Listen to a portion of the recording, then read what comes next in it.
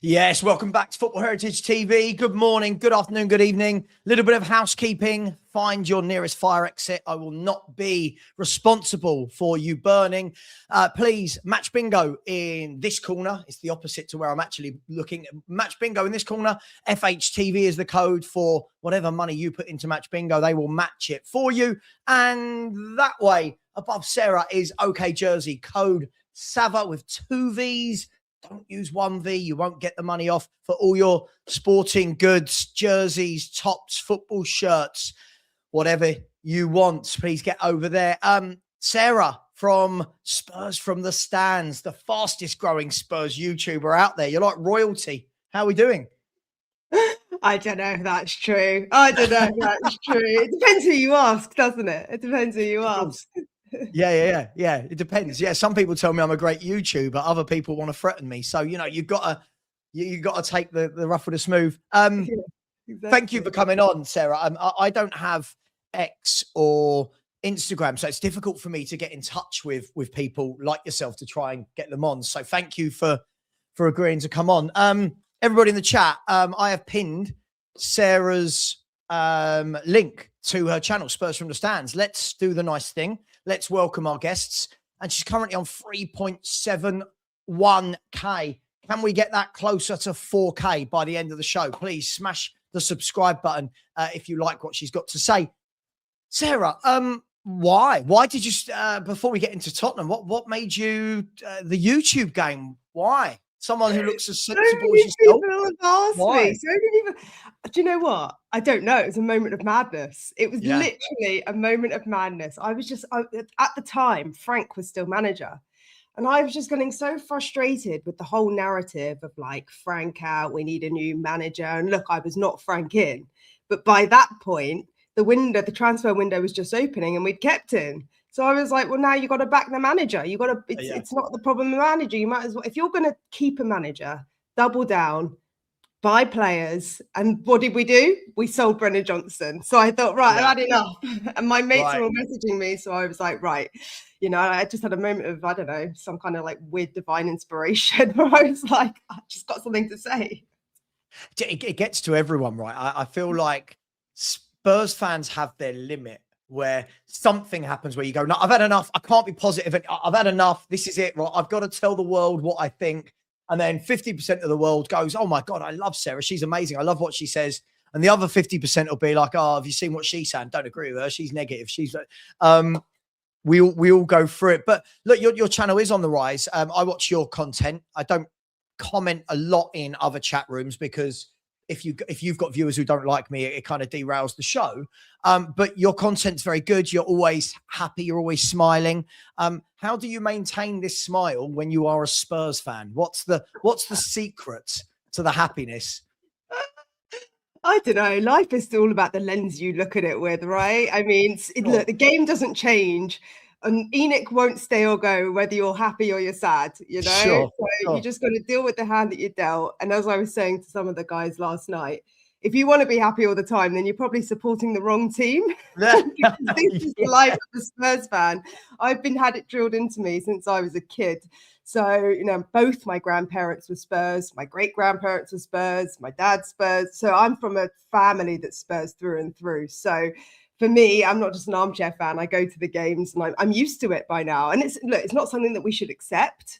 But at the same time, that's just who we are as Spurs, So I guess as you said before, you take the rough with the smooth. Yeah. Do you know what's funny about that? So I'm just adding I'm just adding a banner with your link. So do you know what's funny about it is we sit there and go, if you want happiness, supporting Tottenham is the wrong club. But you look at any fan base.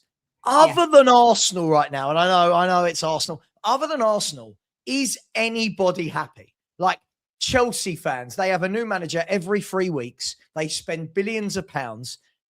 They're moaning they want this next manager gone. Man United fans, all right, they're happy at the moment with the new manager bounce, but they're never happy since Ferguson's gone. Man City fans now, get rid of Pep. He's not good enough. He's lost the mojo. Arne Slot winning a Premier League title isn't enough. Is anyone happy, Sarah, in the West world Ham of fans as well. I know West Ham fans might not say big six, but they are really not happy either. And I mean, even for me, I've had Brighton fans in the chat, Wolves fans in the chat. You know, I've had fans and Juventus fans. Literally, I think it's just a common thing in sport. And I think, you know, as times have changed and it's become more commercialized, people feel more and more, I don't know, disgruntled by the whole thing, because football in a way is just, I don't know, it's changed. You know, supporters have changed, the clubs, it's all become about money, and in some way lost the love of the sport, you know. Oh, for sure. It's that kind of right nowism, isn't it? Like my mum always used to say to me when I was growing up, like, you know, a typical, I want it now. You know, my friend's got a new Nintendo or Game Boy, showing my age now. I want one, but your birthday, but that's 3 months away. She always taught me about the patience, but football fans, we are, you know, Sunday morning, the whole world wanted Tudor out, for example. Sunday night, it's, you know what? This guy might actually have something. You're like, what? So let's get into Spurs. Let's get into Spurs. By the way, for anyone who's just joined, please, Sarah's link is in the chat. She doesn't need any help, but I'm going to help anyway because it's the right thing to do. Tottenham Hotspur, never dull. It's never dull. I think we can say that. We support the right team from a YouTube perspective, I can assure you. Something's always going on, even when we're not playing. Someone's doing something or saying something stupid in the media or in a press conference or on Instagram. Just give me your overview at the moment. Tottenham Hotspur, as of the 18th of March, 2026. Give me a synopsis. What are Tottenham Hotspur to you as a fan? So at the moment, from a high level, I think we're just a club in transition. And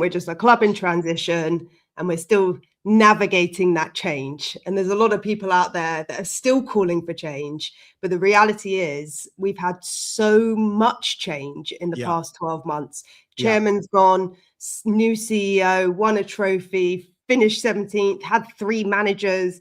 It's just the whole back room's changed. Our players are calling out everyone or not, because journalists have got their own spin on it. So I think we're just finding our feet in this new era, which hasn't quite bedded in, it hasn't quite settled in, and it's not translating to the pitch, which is just causing just so much frustration. And of course, we went on that bounce of, like, you know, 6 games lost, which is historical for even us. So I think just you've got to Tottenham, we've just got to this place now. I think fans are worried that we haven't quite bottomed out. And I think the club is as well, if I'm completely honest. And I think that's just causing a lot of uncertainty about the future, which is propelling this whole, like, you know, like duality of these two sides, which are like just arguing with each other, or, you know. It's interesting, isn't it? When you talk about the change, you're right. We constantly ask for change. We constantly get it. And I think half the problem is, it's a double-edged sword. Half the problem is we're not giving change enough time to change. You know, I think we all think it's like Football Manager or FIFA, where, you know, you can go in and in 1 year we go, boom, look how great we are. You know, you get people all the time message me and go, oh, I don't play these games, by the way. I feel like I've just got to that age where you just can't. But, you know, people go, oh, I took Spurs to the Champions League final and I won the FA Cup. And I'm like, good, that's not real life, but sure. The change needs to take time to change. But I worry that is the change they're implementing at the beginning, is that the right change? Yeah. And that's always been the thing for me, Sarah. As I've said, my big words, and I'm sure people who have watched me a lot will know I say this, I always ask for a plan. All I want is Tottenham Hotspur to have a plan, not to be world beaters. Have a plan from the top, implement a director of football that is given the keys to the castle. That guy is allowed to hire and fire managers. He's allowed to implement the recruitment team, set the philosophy. And then I acknowledge as an adult that that's going to take years to implement. Problem is, I'm asking you this, Sarah, for the first tricky question. Are Spurs fans, are we patient enough to go through bad times like we're seeing now to come out the other side and hopefully have some rays of sunshine?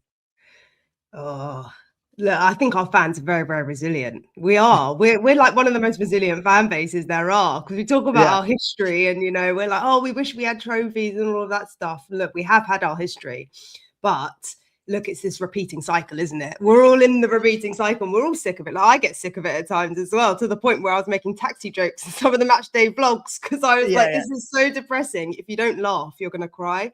In terms of patience, I don't know. The problem is that we can't see everything that goes on inside the club.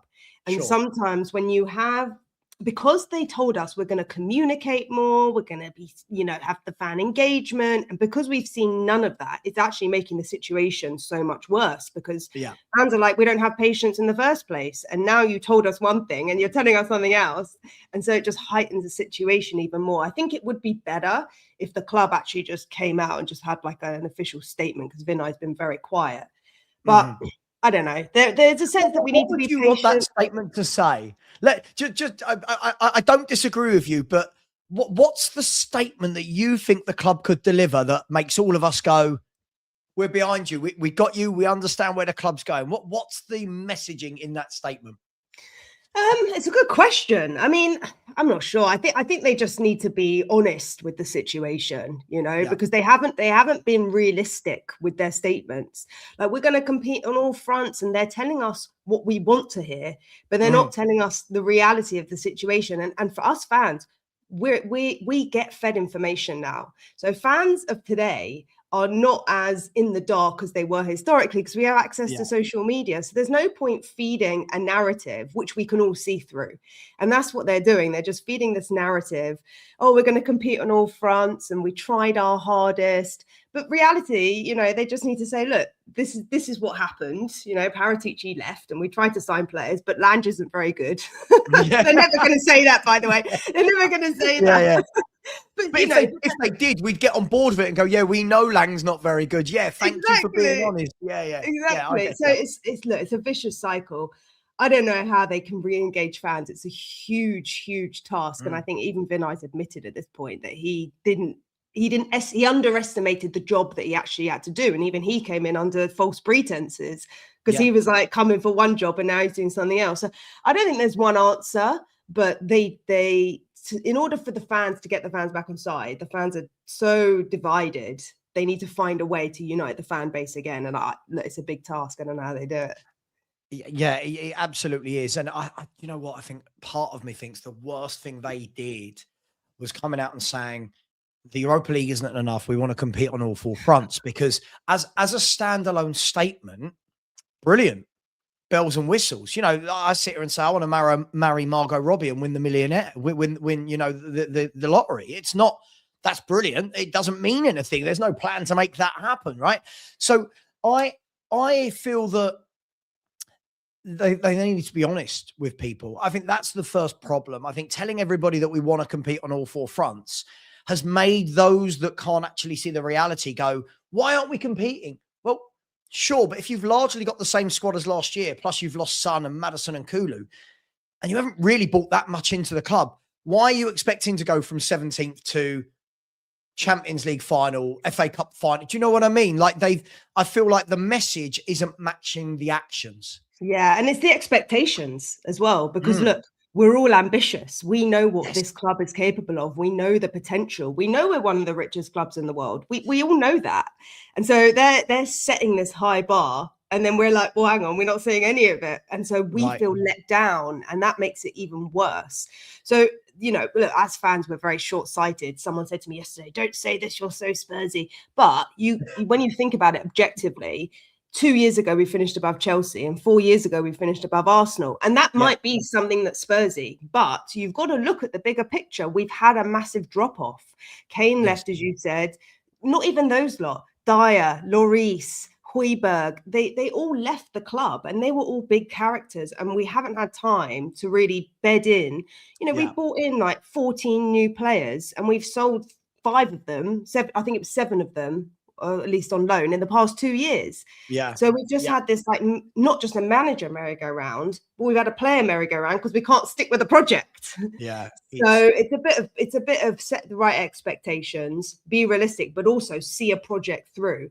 And at some point, I know the fans are against the board, but at some point they need to stand strong in what they're doing and stop listening to what I know the fans are the yeah. heartbeat of the club, but if they've got a plan, they need to double down on it and execute it, and then maybe we see results. And I think this is the key thing, right? Naively, as at my age, I shouldn't be naive, but hey, we all are. Naively, I thought to myself in the summer, right? Okay, the fact you've sacked Ange, whatever people think about Ange, you sacked him, you've brought in a manager, you've paid £10 million to get him and his staff, which is something we never normally do. You're thinking, okay, there's a new CEO at the helm. Charrington's come in as, I don't know, whatever the job title, non-exec chairman or whatever he is. And you're thinking to yourself, right, new medical team. Okay, right. There's a new Paratici and Lang as a new setup. Thinking, okay, Spurs, right, you're implementing something. And then at the very first hurdle, they got rid of their guy, Frank. Now, whether people liked Frank or not is not the point of my conversation here, right? This isn't about Frank's good, Frank's bad. That's not what I'm doing. But at the very first hurdle, they got rid of their guy. At the very first hurdle, right? 6 months into this. That's the thing. Was he their guy? He was like Levy's guy. Well, hang on. All the talk is that it was Vinay and Lang, that because Lang's got the relationship with Frank from before. But either way, the outlook on the club is that they've gone and done this, and then 6 months later, we've changed again. Now Tudor's come in, and Tudor will be gone at the end of the season. The next guy comes in, and the big question for me is, let me reverse engineer this. Where I'm at with it, Sarah, and I don't know if you've seen me say this, where I'm at with it is I'm so past caring who the manager is right now until there's a plan that goes with that manager. Like, you can't just bring in, if Lang is the problem, and you've alluded to it already, that Lang's not very good. I think a lot of Spurs fans feel that way. If that's the case, I don't care which manager you drop in alongside Lang and the board, if we're still going to work in this world where we don't actually, where we don't actually have a plan. Where are you at with that? Because a lot of people are Poch. Some people want Xavi Hernandez. Some people want Robbie Keane. Where are you at with the manager piece? And does it matter who the manager is whilst we've got this set up?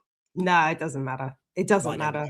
And it also doesn't matter when you have this injury crisis either, because whatever manager even if we sacked Tudor last week, next manager, Harry Redknapp, comes in. He goes, I've got 11 people to play. What formation do I play? Oh, I know. We'll go back to the 3 at the back because Romero suspended and Mickey suspended. So whoever the manager is, at this point in time, they just need to stick with something. And because it causes, I guess, for the play, we've got to think about the players, right? They're the ones playing for us. They're the ones trying to win the game. And so if they need a system that they need to stick to and learn, there's no point just like doing it again, because then we're going to go through another 5-game bounce where we lose those and we can't afford to do that right now. We just cannot afford to do it. But I think Poch is the only guy realistically who can come in and unite the fan base. As much as people aren't all on board with it, he's a character that I think people would buy into if the club backed him. For sure. Look, as I said, I'm not for or against Pochettino. In general, I'm not really someone that feels like going back to the X is the right thing. But we are so broken and fragmented at the moment that maybe it needs a Poch to unite people. Now, I don't know the answer, but you are absolutely spot on. There is no point bringing another manager and then, the next time we go through a 5-game bounce, everyone goes, Poch isn't the guy now. You know who we need? We now need this guy to come back, and this guy's got to come in. It's got to be 3, 4, 5 years, isn't it? It's got to be something where we go, like Villa have had with Emery. Newcastle have had with Eddie Howe. They've had fairly consistent years.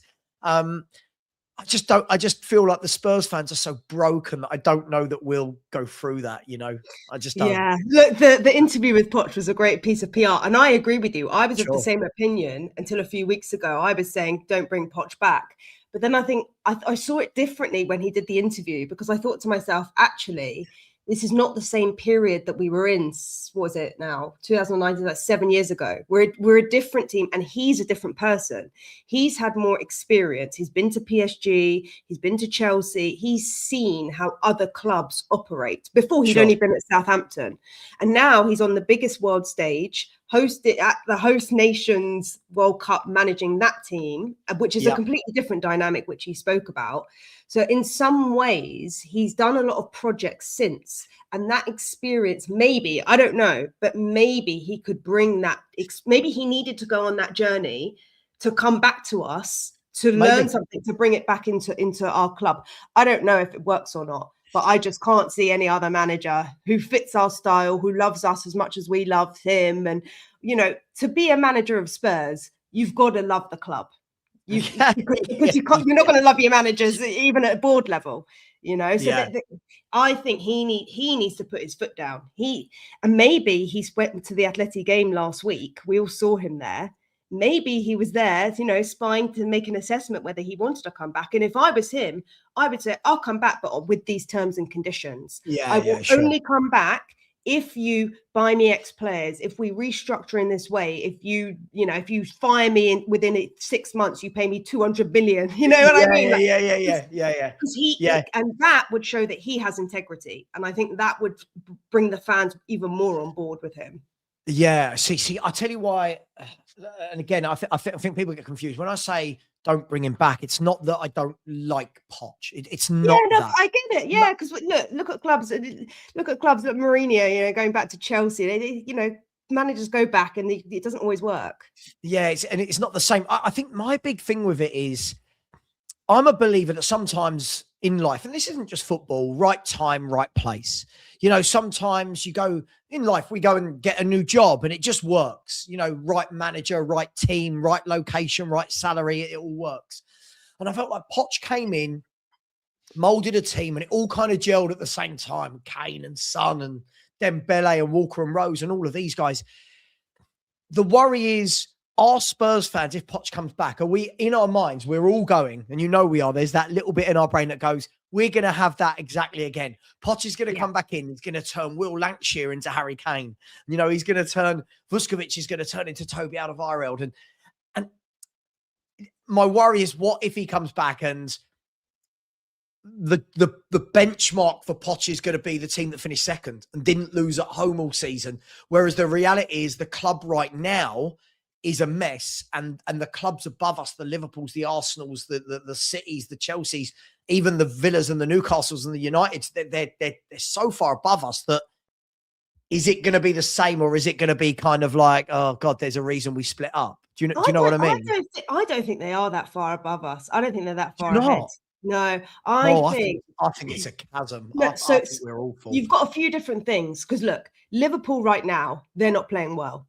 They're not playing well at all. Chelsea last night got absolutely hammered by PSG, right? We could go into the game tonight and we could lose, I don't know, what we're on fight. We could lose 3-0 and that would be another 8-2 scoreline. But there's something amongst our fan base. I don't think we give it up that easy tonight. I could be wrong. They could come to us and we lose 3-0. But we'll talk about Atletico Madrid, because that's going to be an interesting conversation.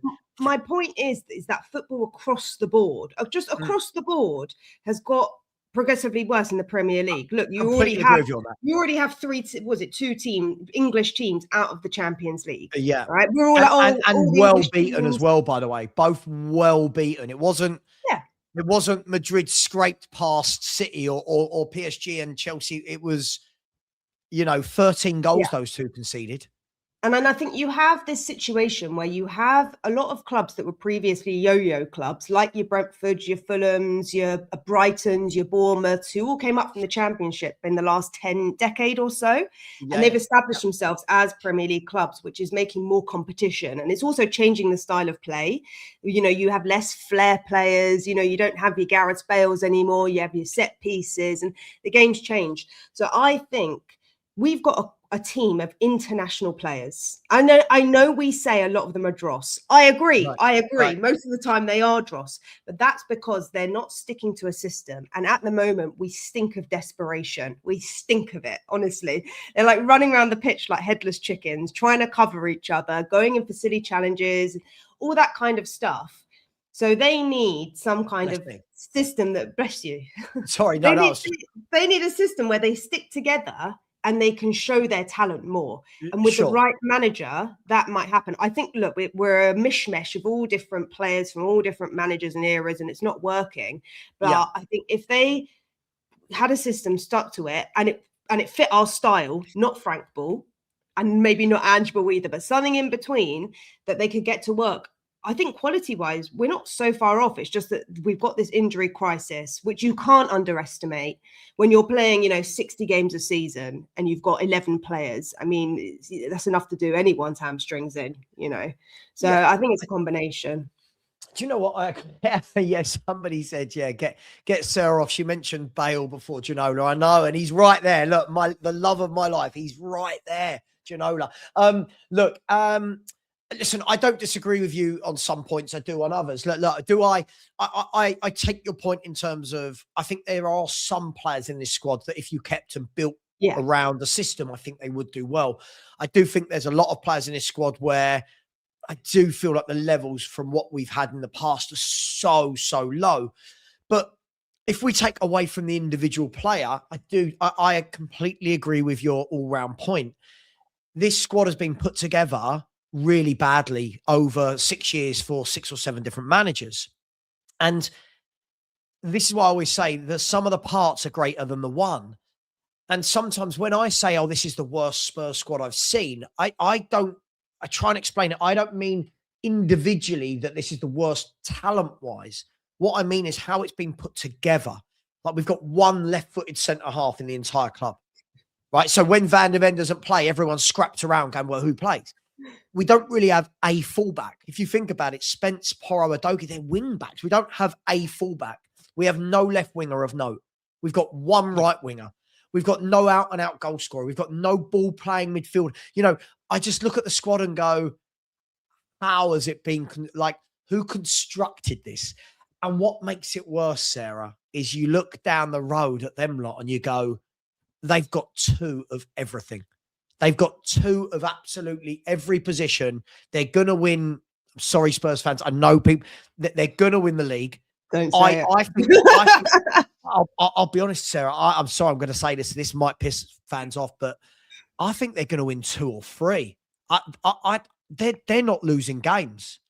So I look at them, I look at us, and I go, "How were we above them 4 years? Like how has that happened?" So I don't know. There's no real point to what I was saying. I'm just no, but you're right. But look, when Arteta came in, so I've got a lot of Arsenal mates, and they all say that when Arteta came in, they said that it was like the worst season ever for them, and it took them a while to rebuild. And it's interesting because, look, I know there's people in the chat that aren't Spurs fans, but from the people that I speak to, they're like, well, you guys need to stick with something. You guys keep changing every 5 minutes. So how can you build anything? So I take both sides of it. I think it's a bit of that as well, because look, Arsenal have been building for 8 years now. And so, we've had 6 managers and 3 interims since they've had Arteta. So it's how can you build anything? And it's no wonder that we have a mishmash of players. As you said, our midfield, we've got like 8 midfielders, 6 of them are injured. And tonight, I think we've only got Archie Gray and Sarr fit. Even Gallagher's a doubt. So it's it's crazy. Look, let's move on to current goings on. I mean, look, we all want to see a plan. We all want to see a structure. And fingers crossed, Sarah, this summer is the summer that we pull our fingers out and actually do that.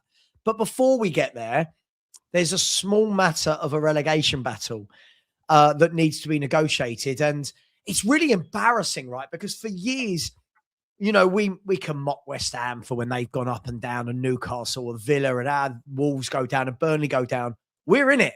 Like this is real life now, right? We're in the trenches with these clubs. Do you believe in your heart of hearts that we stay up? Is there any part of you right now that is thinking, hang on, 12 games without a win in the league, we're going down? Where are you at with that? I don't know. It's all to play for. Look, I know there's a lot of people out there that say we're going to get relegated. So some people might know that I'm a mindset coach. So I said, fair enough. I said the other day to someone in the comments, fear is an acronym for false evidence appearing real. And the problem is that it hasn't happened yet. We haven't been relegated yet. So to sing the narrative, we're going to get relegated, everything's doomed. This is all just a false narrative, which hasn't transpired. And so we can convince ourselves. And if we convince ourselves enough, that's what's going to happen. Yeah. That's going to be the reality, because you get yourself into that negative headspace. So I think it's really important that the players disassociate themselves with the noise of the fans. And Mickey said he turned his phone off. So I think that's very important. If we realistically need to stay up and they want to perform, they need to just cut the noise. And Igor Tudor has a responsibility to protect the players, whether we actually win or not. I actually think that we have some totally winnable games. Everyone's talking about Leeds and Forest.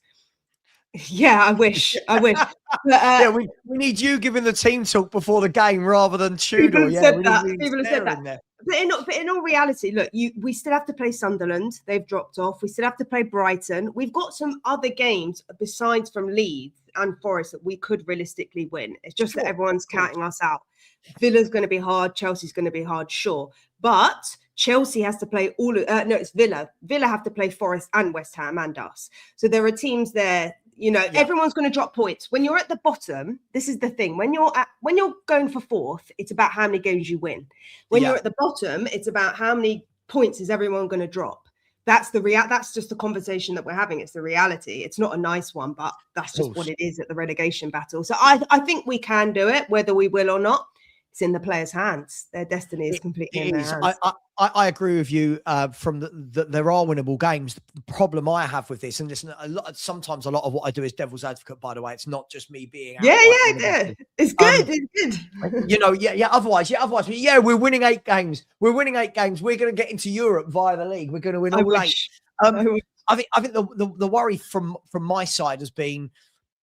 And I said this yesterday to somebody, I don't know who I was live with, somebody in the Spurs sphere, was, 15, 20 games ago, people are going, oh, are we going down? And you're like, oh, don't be silly. Don't be silly. We've got loads of games.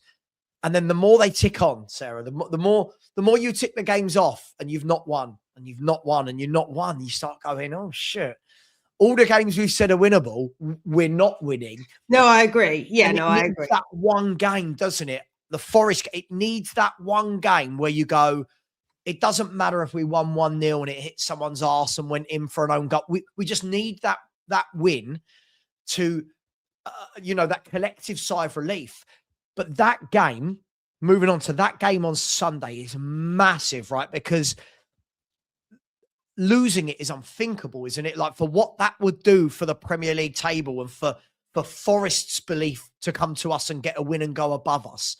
For, we could end in the bottom. Like, it's unthinkable to lose on Sunday, isn't it? Yeah, I think as long as we don't throw it away tonight, like, look, we're probably not going to win, but as long as we play for 90 minutes and show a performance, I think the fans will be kept back on side, because a lot of people after Liverpool have actually, from the fans that I know, they've bought tickets now for Forest. Yeah, they have. They've jumped back on the. Yeah, they jumped off the train and now they're running after it. Yeah, right. Yeah. And I think the thing is, we need a circuit breaker, because we have a complete mindset block. This is a complete mindset block, because we go into games and then they just drop their heads.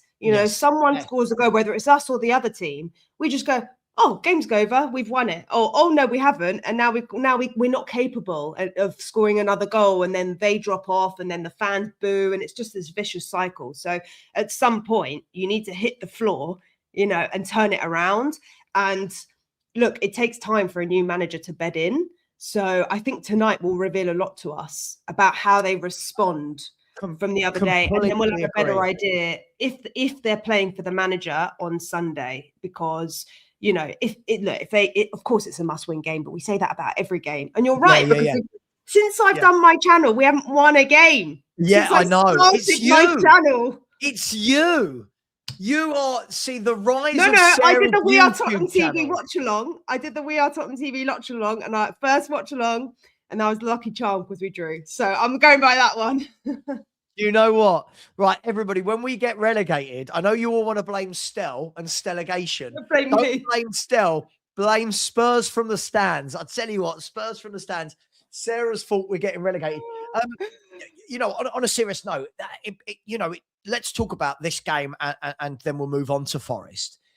Tonight's really interesting, isn't it? Because the fault of, teams work all year to get into Europe, don't they? Teams work all year. And as fans, we go, if we win this game, we get 5th. If we win this game, we can get 7th in Europa and conference.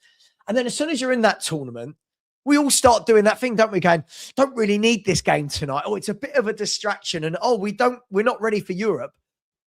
But this Atleti game has kind of been dictated by last week's game against Atleti, right? Like with all the will in the world, Sarah, I'd love to sit here and say, yeah, I think Spurs can beat Atleti by 3 clear goals or 4 clear goals. I just don't think we're in that form, right? We're not that team. But where are you with the whole people saying just throw it? Don't worry, this isn't important. Forest is, but as you said, surely the mindset and momentum is more important than saying, right, let's just put out 12 kids, get absolutely hammered by world-class players at Atleti. So where are you with the approach for tonight's game, the team? Where are you at with that? I don't know. Look, in some ways it is a throwaway game, and in some ways it's an opportunity for Tudor to see a different side to these players, right? Like realistically, we actually don't have such a young bench. I was looking yesterday when I did my preview. We only have like 3 B-list team of the academy players. Before we made the changes, we actually had all of the academy players listed. So if we get any more injuries, we're screwed. Like we might finish tonight with like 8 players on the pitch. I hope not, but that could be the result. Yeah, but there isn't really that opportunity. People are going, just play the kids. I even like Luca Williams, Barnett, and Byfield are injured, right? And they're not in the other squad. Kids are on loan. No, they're not in they're not even in the squad. It's just Roswell. There was three. I think it was. I can't remember. Yeah, what it was. Isn't it Roswell, Ulasesi, and is it Kjartan? Maybe Yeah, because we said exactly. We put them all on loan. Like yeah, we put them all on loan. So look, I don't know. It's going to be really interesting if he goes with Kinski tonight. It's going to be so interesting because he said he was going to. He said he was going to give him another game this season. And realistically, you're not going to give him Forest. You're not going to give him a game that rides on so much importance. So it's either going to be a case of throw him in the deep end and see if he can save himself, sink or swim, or we just don't see him again in the Spurs shirt and he just said it and Tudor's going to get sacked and then he'll be like, oh, I didn't play him because I didn't get another game. So yeah. I don't know. Look, we do some crazy things in Europe. There is something about European nights at the Spurs Stadium. And look, we've had it before against teams, last year in Europa. And I know we said it was an easier competition, but Bodo went out last night. So there are still good teams in Europe. And we're unbeaten at home for 24 games in Europe. So if we lose tonight, if we throw it away, that will be the end of a really long run for us. So look, we could win tonight 1-0 and we could still go out overall. You know what I mean? Yeah, absolutely. Yeah, I think it's really important tonight that we don't get hammered. I mean, look. Yeah, no, I agree. Yeah. Everyone keeps asking me my prediction for the game. I've said I want to wait and see what the 2 lineups are, right? Because at Atleti, this is the interesting thing, right? I know we concentrate on our own team. Of course, we're Spurs fans. But if anyone's actually keeping a close eye on Atletico Madrid, Atleti are 13 points clear of 5th in La Liga, which means they're going to qualify for the Champions League, right? That barring losing their last 8 games of the season, Atletico Madrid are going to qualify for Champions League. What they've actually been doing, Sarah, they've been resting their main team in the Premier League and going strong in the Champions League. So at the weekend against, I think it was Levante or someone like that, Osasuna, I think maybe, they changed 10 of their players that beat us.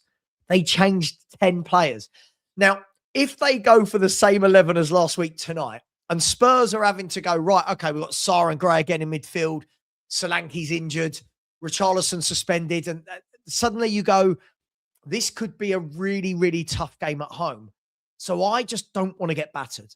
I don't think it's good for anyone going into the Forest game off the back of another 5-4 goal. I don't know. You're the life coach. Come on, you're a what was your job title? You're a mindset coach. Yeah, mindset coach. There you got a mindset coach. What's the mindset, right? What's the mindset if we get battered tonight? And what's the mindset if we get a 1-0 win? What does that do for you going into the Forest game? Those 2 different outcomes. Well, I mean, you don't go into the game thinking you're going to lose it. That's for sure. Sure. It's not even in the vocabulary. You just try your best and you just do all that you can. And look, in moments of adversity, sometimes it's an opportunity as well. You got to look at these moments as an opportunity. If you're looking at it through, look, some people might say it's toxic positivity. I don't know. I think you've got to be a bit realistic about the situation. Either you start on a new game, everything that's happened, that's the beauty of football. Everything that happened before is irrelevant. You play for 90 minutes. Every game is a clean slate. You have an opportunity. This one, you're going in 3-0 down. So you have to score 3. And maybe it's Kolo Muani's day. I mean, I don't think it is, but you never know. No, maybe. Look, know. You're absolutely right. You're absolutely right. At some point, Romero comes back in and we just score a set piece, or I don't know, Kinski has a worldie, or I don't know. Look, sometimes it's just magic that happens, and that's the beauty of football. It's unpredictable. We don't know what's going to happen. It's unlikely, but as you said, as long as we put up a fight for 90 minutes, as long as we play football, I think people will be okay with the fact that if we go out tonight, if we go out Champions League, no one will say anything about it. They'll be like, great, now we can focus on the Prem. Yeah, no, I completely agree with you. I mean, it's strange, isn't it? Because in isolation, I think most Spurs fans are realistic that we're not going through.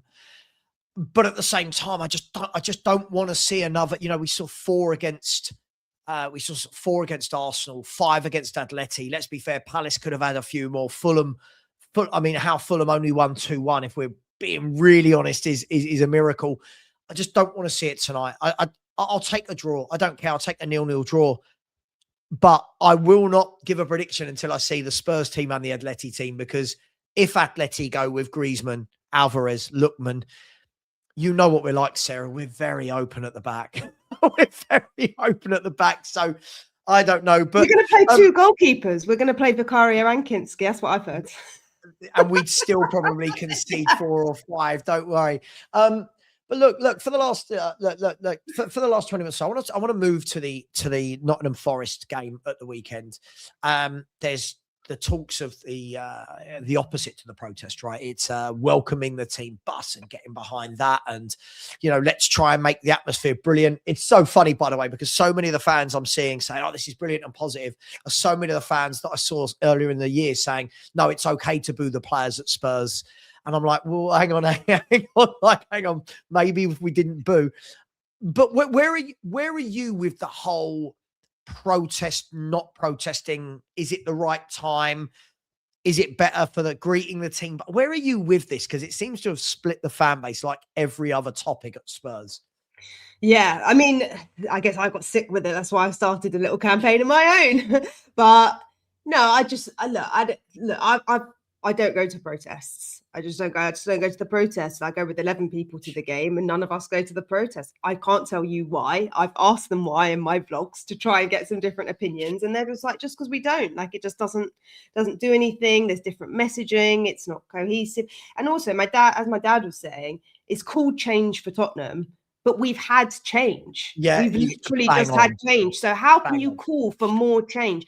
And maybe it needs a rebrand. Maybe the only unified message is ENIC out. I think that's like the unified message of everyone.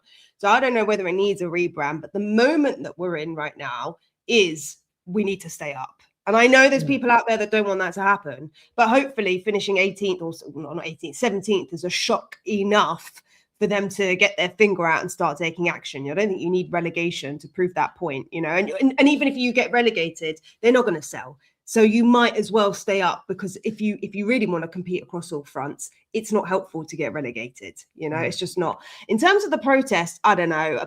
The fans are so divided. They are so divided, and I always say we're divided by opinion, but united by Spurs. But at the moment, we're not even united by Spurs. Yeah, we're not even united by Spurs. And I agree in some ways, because going to every game, you can see in my match day vlogs, we do start cheering. The fans are behind the team. And this whole notion that fans aren't behind the team is rubbish. I'm going tonight knowing we're 3-0 down. We're still going to cheer from the first minute until we concede the first goal. And we're all going to start going, oh, not again, not again. So it's this vicious cycle. So I look, the board know that they have to make changes. Unfortunately, we're in a period now where the window's closed and it doesn't look if they're in a situation where they need to hire a new manager, they're not going to fire the CEO now. They're going to have to see this season out. Yeah, sure. Hold on. And then in terms of the protest, I don't know what the right answer is. I don't think there is one. It hasn't worked at West Ham. I don't know if United protest. I don't know. One guy in the chat of my live yesterday was a West Ham fan, and he said that Karen Brady almost resigned last week. So maybe the protests do work, but almost is not the same as resigning. So yeah, don't you feel with that? And listen, I think it's a very interesting conversation, because I've been all over the place over the last few years in terms of where I actually stand with the whole protest situation. I feel that when people say, "Oh, this protest worked at this club," Arsenal did their thing, didn't they, against the other Kroenke before, the younger, I can't remember, is it Josh Kroenke and Stan maybe? And they had like 8,000-9,000 people outside the stadium. They were all punching each other up and blah blah blah, but it was big numbers. They felt united in what they wanted, and I think what you just said there is, we're not united at all. Like there doesn't seem to be any decision made at this football club that makes every Spurs fan go, yes. There's not a signing where we all go, like it. There's not a manager coming in that we all go, yet like it. There's not a tactic where we all go, yet like. We all are so decompartmentalized, if you like, with what we all think, what works, what doesn't. The difficulty I have with this is, you are right. It's not changing between now and the end of the season.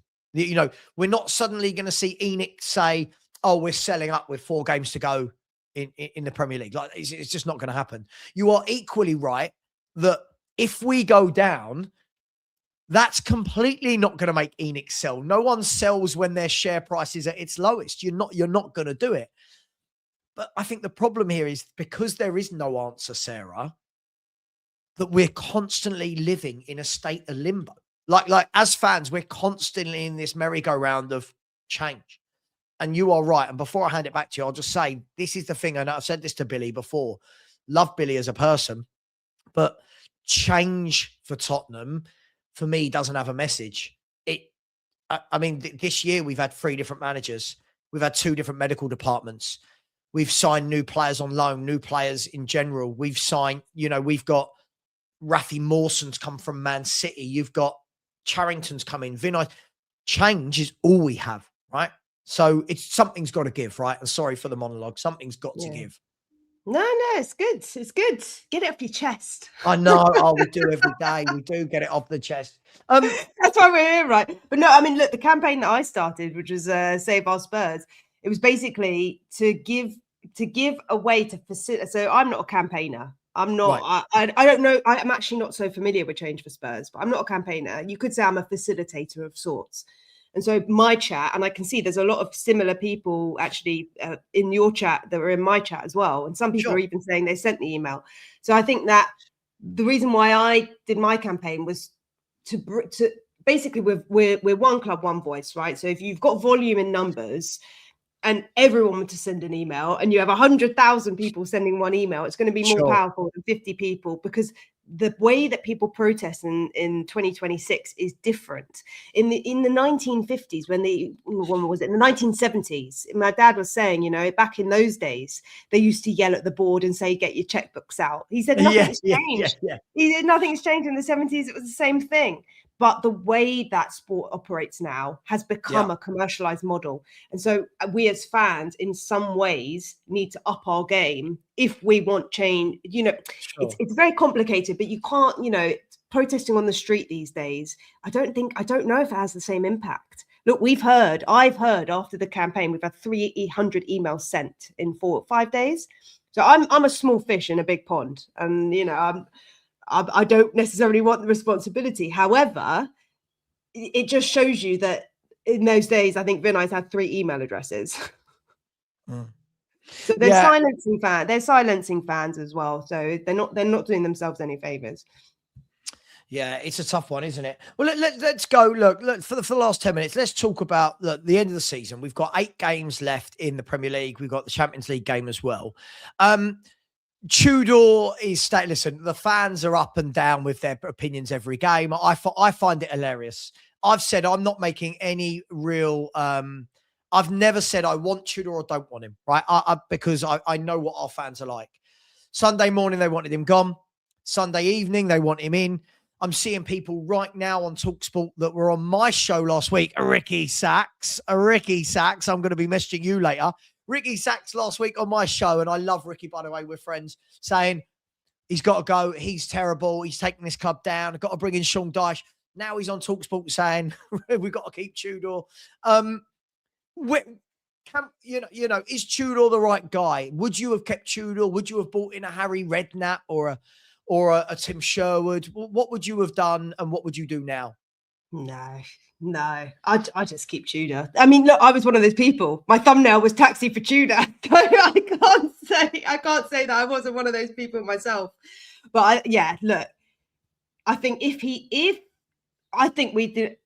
how can I put this? I think the situation is way worse than we actually think it is. We think it's bad, but I think it's actually way worse. And I think when he came in, look, we haven't even got the basics right. We literally have not. We cannot pass the ball. Like, it's ridiculous. Sure. And that is just from lack of confidence. These are professional players. They know how to pass a football. Like, don't tell me that they don't know how to pass a football, right? That is how sad the situation is. They've just lost all confidence. We kept Frank for too long. It was too negative. And I just think someone like Harry Redknapp, I think he's just past it, if I'm completely honest. I just don't. Really? All of these managers and players, they're all an expert until they go on the inside and they're like, wow, I didn't realize how much of a shit show this actually is. And so, do you know what? Fair play to Tudor. If he's willing to try it and he's got the players on side, I actually like the way he speaks. I know the media spin it. Look, people could disagree with me. I know the media spin it that he's lost the plot and he's shouting at the media. I love the way he handled Sky the other night, telling them, what do you want me to say? And standing his ground. That's what you need. We need a leader. We need a leader. And they're going to be divisive, but that's what a good leader does.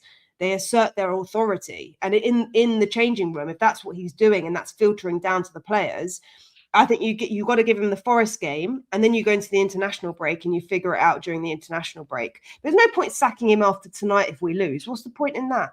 You've got 3 days to the next game and you bring in Harry Redknapp, who's drunk, hungover from Cheltenham. Like, what's the point? Apologies if Harry Redknapp is not drunk. Sarah didn't mean it. And, look. He's doing the biggest PR plug ever. He's like walking down the road and he's like, hey, come over here and interview me. I want the job. Like, I tell you what. That 1 minute video I was sent from him walking around Cheltenham and the Sky interviewer, who was a Spurs fan as well, is going, come and get him. He's here. He wants the job. And it's like, oh, he really does, doesn't he? Look, I agree. What I said when Frank was sacked, and I said, look, I don't care who comes in now at Spurs, because I know what the fans are like. We're going to change our mind every 30 seconds as to who is the right guy. Tudor, for me, this is the way I see it. What I think of Tudor is irrelevant. Right? What I think of him as a manager, what he says, is absolutely irrelevant. He has been brought in with 12 games to go, and his job is simple. It is black and white. People saying it's not, it is. His job was to keep Tottenham in the Premier League. Right? He will have failed his job if he doesn't, because he had plenty of time to do it. He had 12 games left. We were 5 points above the relegation zone when he joined. If he keeps us up, he's done his job. Thank you very much. See you later. We now move on to the merry-go-round of, right, Spurs, who are you bringing in now? And we go again in the summer. I don't care what he says in the media. I feel like there are so many fans now that pay so much attention to every word of every press conference without realizing that these managers are asked the same question 10 times a day. They are asked so many stupid questions, and that what they say is taken out of context. I don't know what fans want the managers to say, Sarah. Like, what can Tudor say? What can he say that's going to unite the fan base? There isn't anything, is there? Well, actions speak louder than words. If he wins us a game, a game, everyone will be like, hey, this guy's amazing. Right. But if he turns around in a press conference and tells the truth about, the club's a mess and blah, blah, we hate it. If he turns around and says we're going to win the next 3 or 4 games, everyone will go, oh, why is he lying to us? We know we're not. You can't win. When the fans are this upset and angry, I don't think any manager can win. Even Harry Redknapp. If he came in, lost 3 games, you watch, he's past it, he's gone, didn't want him anyway. So it's kind of like a lose-lose, win-win for Tudor, if that makes sense. Better the devil you know than the one you don't, right? It's just like look, we're just such a state. I think you just got to stick with something. I think we just decide after the Forest game. We've got players coming back. We are so desperate for Kudus to come back. Kudus, Bergvall is one of our best midfielders. We're going to disagree on that one, but we're going to agree on Kudus. I love Kudus. I don't know what Bergvall does, but we need bodies back. I'd take him over Sarr.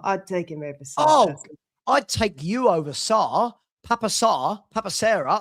I'd take you over Sarr. But yes, look, he's not a world beater, but he's probably one of the better players that we have. You know, he's creative. We've got no creativity in the team. We literally can't score a goal, which is not the point that you asked me. But yeah, it's very frustrating to watch. But listen, go what you want with it. There's no rules to this YouTube thing. You talk about what you want to talk about. I think that's more than anything is we need bodies, right? You know, what I think of a player or what you think of a player, by and large, we're just football fans on the internet, right? The manager needs options right now, and you called it earlier in the show tonight. If Conor Gallagher's got a virus, right? So we know that he's struggling. If Conor Gallagher doesn't play, we know Paulinho's out. You're back to Sarr and Gray again, and with all the best will in the world, that is not a Premier League midfield two that a club like Tottenham should ever be playing. That is not a midfield that Atletico's midfield of people like Koke and Marcos Llorente look at and go, this is going to be a tough game. So we need options. We need bodies. But talk to me, Kudus. I think this is someone that people got on his back. And since he's not been here, I think we realise just how good he is, Kudus, at everything. Pace, power, strength, keeping the ball, getting us up the pitch. I miss him a lot. Yeah, no, he doesn't have the best finishing. Look, he's also not the all-round player. The thing is, look, players are human, you know, and they all have a ceiling, right? Their ceiling might not be the best ceiling in the Premier League, but they all have a ceiling, and it's higher than what they're doing right now. They're on the floor right now. Igor Tudor has literally picked them up off the floor and got them a point, right? And we're all celebrating as if we've won. Like, it's just crazy how far we've fallen. But these players have a ceiling and they need a leader. They need someone in the dressing room who is going to bring out the best in them. Bergvall is 19 years old. Gray is 19 years old. I know they're not the perfect product. I can see you guys in the chat. I'm not saying they're the best world beater players. 100% they're not. But they're young. And if you want to, develop a player, that's what sport is. You've got to develop these players into the image of being the best that they can be. And at the moment, all we're doing is we're just hitting with the stick and they're not performing and they're becoming worse and worse. And then we sell them for a loss. We literally buy Brennan Johnson and we sell him a year later for a loss. Like, that's what we do. We make players worse. If you want to have a better team, you need Doesn't that go back to what we said earlier? That because we've not got a setup, that we're not bringing, I have this conversation with Lubo all the time. He loves Archie Gray. And I said, I don't rate Gray per se, but what I do feel sorry for him is he's come into a team in the last 2 years that's just a complete mess, no one to learn off, not had one set position. And he shouldn't be in the situation he is as a young player right now. He should be on loan somewhere playing 46 games a season, building his strength, turning into a man. And instead we're going, hang on, Archie, you're the only central midfielder we've got. Go. It's not fair on them, is it? It really isn't. Look, football's not fair. They've got to take responsibility. They've got to take responsibility. They've got to play better. They just need to play better. But yeah, Kudus, he's not the perfect right winger. He's not going to replace Son. And I think that's the biggest problem. We've just had such a vacuum of leadership left. No player in our current squad has taken the beacon. There was an opportunity. When Son left, there was an opportunity for someone in the squad to step up. And what did Romero do? He stepped up and threw his toys out the pram. So he's not the leader we need. He's not the leader we need. And I don't think I think Mickey is an inexperienced leader. I don't think he's the right leader for us either. You could say maybe a Dancer or a Paulinho or maybe a Porro, because he's very positive, Porro. They're just a bit more leaders. Vicario's lost confidence, but we have no leadership group. And I think when you go through a transition, you need players in the dressing room who you're going to look up to, and they have a complete vacuum of that. And that's reflective of what's going on in the board. That doesn't happen by accident, but I think that's one of the bigger problems. And Kudus is not a leader, I don't think. He's a good player, but... Do you know what I think it needs from a leadership point of view? I think that all the players you just mentioned there have all been here throughout the last 3 or 4 years of a shit show. If we're brutally honest, they've all been here during this mess. They've all seen it. They've all seen all the change, all the problem with the fans, all the 17th place finishes, relegation battle. I feel that it needs a leader to come in from the outside. I feel like Spurs need to buy a leader that comes in, been there, seen it, done it, comes in with a fresh pair of eyes and says, look, I'm the guy. I don't know if too much water's passed under the bridge with a Vicario, a Porro, a Romero, a Benton. Do you know what I mean? I just feel like it needs fresh blood. This club for me needs freshening up. I think the squad needs an overhaul in the summer. I think we need fresh blood, fresh leaders. That's only my opinion. But I think these lot have seen too much of the bad now. I think it's ingrained in them, Yeah. It's ingrained in them, if you will. Yeah, but for sure. Yeah, it's become habit. It's become habitual. They've become lazy. That's what I mean. This is all mindset. They've become lazy, and it's also that this is also linked to our injury crisis as well. Because from a mindset perspective, it's all nervous system. It's all that energy is bottled up, and they're all tense and desperate, and that's why they're getting injuries. It's a domino effect, So, yeah, I we do not Granit Xhaka because obviously he's Arsenal, but again, what a wonderful signing that was for Sunderland, right? They brought him in, made him captain, and straight away watch Sunderland with and without Xhaka. It's two different teams. It's two different football teams. Look, Sarah, I know I promised I'd only steal you for an hour, so if you need to go, I completely understand. Before we wrap up, etc. Can I get a score prediction for tonight and for Forest? And are you going to both games? It's for all my sins, I am. Yeah. I don't know. Tonight, I don't know. Tonight, I don't know. Last week we were having debates. Should we go? Should we not go? But it's going to be the last Champions League game we're going to see for a very long time. Let's be realistic. We're not going to win it. The Champions League. Maybe there's a chance that we come out of tonight like a 1-0 and we save our blushes and we just we still go out, but at least we do it holding our heads up high that we tried our best in that game, and Tudor learned something about some of the squad. Other than that, I don't know. Look, we always concede a goal, so maybe it'll be like a 2-1 or something like that. I don't think we necessarily win it.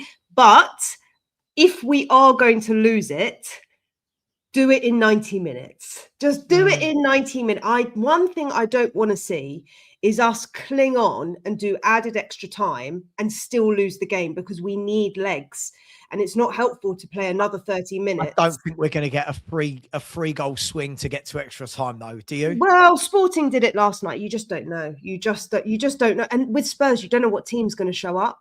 We just don't know what team's going to. Is it going to be the team that played Dortmund, or is it going to be the team that played West Ham? Like, we literally don't know what team is going to show up for Spurs. That's the thing. We're so schizophrenic team. You don't know what to expect. So on our day, we can show up. But I think just look, if it's going to be 3-0 and you play an added extra time, that's not helpful for our injury crisis. Half these players played 3 days ago, and they're all going to play again. So, and then you've got them all playing again on Sunday. So, and I think this weekend, Forest play away on Thursday night in Conference League. That could work in our favour, because they fly to Denmark and maybe they fly back Friday. That's a late one. And then we have a couple of days extra to recover. Maybe that works in our favour. Actually, everyone's saying Forest is on really good form. They're not really. They've lost 4 in their last 6. They're not in good form. What they are, and this is the difference between them and us, both teams haven't won in the last 6 Premier League games, right? So I don't think it's about the form. What they are is they look a team. So they if you actually watch them, they don't get ripped wide open. They don't concede 20 chances a game. They look a team. What they've not got is goal scorers. They're really struggling to score goals. And that's why I think Sunday's game is going to be really tight, because we're very wide open. they're not wide open, but they can't score goals, but we do still manage to score goals. So this should be it's going to be an interesting dynamic on Sunday, but we can't lose it. We just can't lose it. And maybe Mickey and Romero are back in the squad. Look, if Tudor can discipline them and we can get a bit of discipline in the squad and we're not so open in the back line, then look, anything's possible. I don't know. I'll give it a 1-0. I don't know, but I stand corrected. I just said conference. I meant Europa. And maybe not a 2-1 actually. Maybe not a 1-0. Sorry, maybe a 2-1. We always concede a goal, so maybe a 2-1 and like some kind of like scrappy set piece. But I don't know. Is Solanke injured? Apparently he's got a fitness test today, right? To see if he plays. If not, then it's Mwani, right? Because Richie is suspended. So we've only got one striker tonight, basically. If Solanke doesn't make it, but do you know what? I've been watching Solanke lately. He don't look right. No, I'm not the world's biggest Solanke fan, but he doesn't look right. Like Richie, I can't believe I'm saying this because I never wanted him and I still don't want him at the club. Richie, you watch and you go, you're in it. You're in the fight. Yeah. I think he's limited ability wise, but Richie is fighting. He is battling. He is giving his all. Solanke for me, just something seems just not right. And I don't know if he's carrying an injury. Did we bring him back too soon? But you're right. If he's not fit tonight, you've got Kolo, Mwani, and then Tell, Mwani, and Simmons would have to be the front three, right? I don't think there's anyone else. Yeah, or you just do two up top. You just has to do a 4-4-2 and just play with what he's got. To be honest with you, with the players that we've got, you'd probably be better to play 4-4-2. I'm just thinking Udogi's not match fit. Udogi will get like 8 minutes at the end. So Udogi's not going to play. You've got no Sousa tonight. So it's good. Look, he's got some difficult decisions to make. And that's the thing. All these pundits, they can say how easy it is now. They get a tune out of this squad. And then they come in and you look at our squad and you're like, we literally don't have 11 players to start.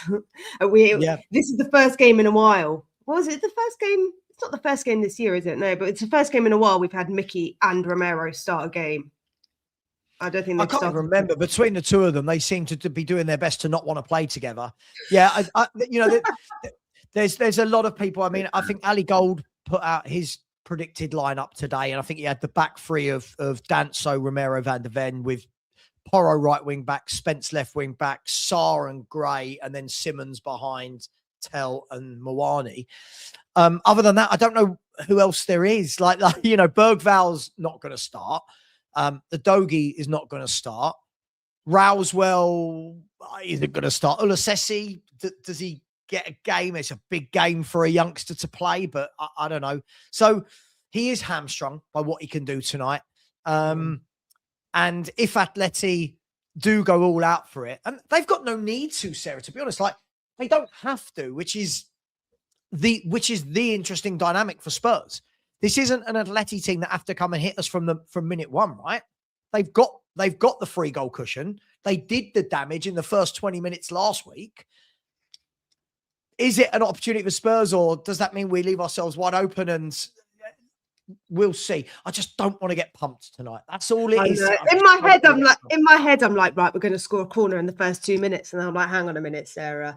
We're still Spurs. Spurs. Bring back down to earth. And then in 5 minutes, we concede a goal. And then Igor Tudor comes up. We played really well for 3 minutes, So. Do you know what? That's the funny thing. And listen, we will wrap up in a minute. And what I'm going to do, I'm going to send everyone over to Sean. He is live, and it is his birthday today as well. So when you get over there, just share the love to Sean. No doubt that Sean will. I think Sean's going tonight, which means he'll be absolutely hammered for the next 5 days. You know what he's like when he goes on a bender. I mean, look, Ragnar's saying, bro, they will play their second string. What don't you get? Listen. You've got to remember that Athletico Madrid rested all their players at the weekend. Honestly, go and have a look at the 11 they put out. They made 10 changes, and only one of them was forced through injury, and that was Oblak, the goalkeeper. So Atletico Madrid are in a comfortable league position right now where their main goal is the Champions League. So don't be so sure that Atleti put out all their second string. And by the way, their second string isn't even bad. Their second string isn't even a bad team. So be careful. Sarah, it's been Absolutely brilliant having you on the channel. Thank you so much. Guys and So girls. we've got Katie Hopkins in the chat, by the way. You got Katie Hopkins. I'm joking. It's because someone said women shouldn't commentate on sport. So that's something that she would say. Who said that? I don't care. Who said it? Idiots everywhere. Idiots everywhere. Listen, Funny. You've got, listen, there is Sarah's link at the bottom. There is Sarah's link. Please get over there and subscribe. I believe that she's gone up a few today. So any little helps. Sarah, listen, love the channel. Love your energy. Love the mindset. You're completely different to me, how we talk about football, but that's what I like about it. Everyone show the love to Sarah. Thank you for coming on. Cheers. Thanks for having me. Big up Spurs tonight, hopefully. Yes. Well, listen, I'll be doing a watch along. And when Spurs lose 4-0, I will just replay clips of Sarah saying we're going to win 1-0. Don't worry, everyone. I'm going to replay clips of Sarah saying we're going to win 3-0. Don't worry. I've been doing match day vlogs and the Arsenal one and the Palace one. Oh, my God. They're going viral for all the wrong reasons, I swear. Do you know what? Just before I let you go, the funny thing is people don't seem to understand that predictions are just that. We don't have any influence over Tottenham. Yeah, of course. You know, it's mad. People go, you said we'd lose. Yeah, all right. Anyway, guys, girls, I'm sending you over to Sean. Please smash the like button. Just say Savva Raid or FHTV Raid, whatever you want to say. Subscribe to Sean. Subscribe to Sarah. Much love. Take care. And as always, come on, you Spurs.